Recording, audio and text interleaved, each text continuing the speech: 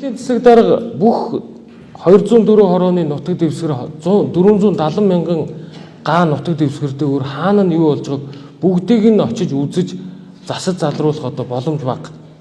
Тийм учраас өнөөдрөөс эхлээд та бүхэн бүх өөрийнхөө дэвсгэрийн нутаг дэвсгэрүүдээр яваад бүх гудамж талбайгаар хүн явах боломжтой одоо тэр гудамж талбайнууд дээр хэрхэн тогтчлтын нөхцөл байдлууд одоо стандартын шаардлага хангахгүй байгааг нэг үрчилж өөрсдөө зурагжуулж, фотожуулж дүүргийн засаг дарга энэ хороодын засаг дарга нарын гаргасан засвар шинжилгээ ажлын одоо саналуудыг бүгднийг төлөвлөгөө болгож засаж шинжлэх ажлууд руу орё.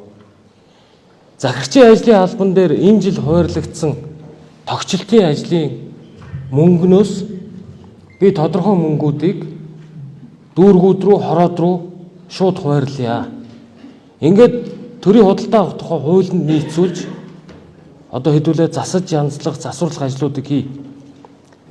Улаанбаатар хотын явган хүний зам, хайс, автомашины хайс ажлуудыг бүгднийг будаж одоо цэгцлэх ажлуудыг хэдүүлээ энэ 4-5 сард хийж хэрэгжүүлмээр. Энэ тэмдгүү явган хүний зам дагуу, автомашины одоо зам дагуу ус тогтдог хүмүүс өндрийн хараалтанд орж байгаа юм шиг хараадаг ийм маягаар одоо хэдүүлээ энэ Улаанбаатар хотын иргэд маань амьдарч байна.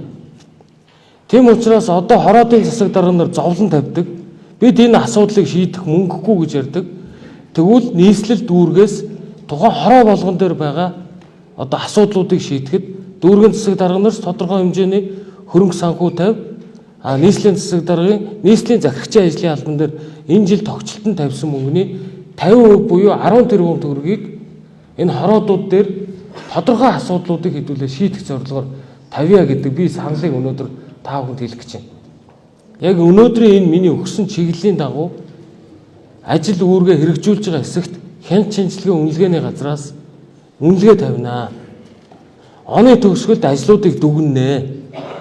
Ажлаараа хоцорчгоод ороочж байгаа хороодын засаг дарга нарыг би өөрөө иргэдийн нийтийн хурлын зарлжгаад өөрчлөх чөлөөлөх асуудлыг тавина шүү. Би эхлээд ажил санал болголоо. Ажил хийх одоо боломж нөхцлүүдийг бас та бүхэн санал болголоо. Ингээд байхад ажил хийхгүй байгаа ийм хүмүүстэй бол энэ оны төгсгөлд хэдүүлээ ажлын хариуцлагын асуудал явнаа. Хэдүүлээ хариуцсан дэвсгэрийнхээ нутаг дэвсгэр болгон дээр хэдүүлээ тогтчлт, бүтээн байгуулалт, цэвэр цэмцгэр орчныг бий болгохын төлөө хамтарч ажиллая гэдэг нэгт үүрэг даалгаврыг өгч байна.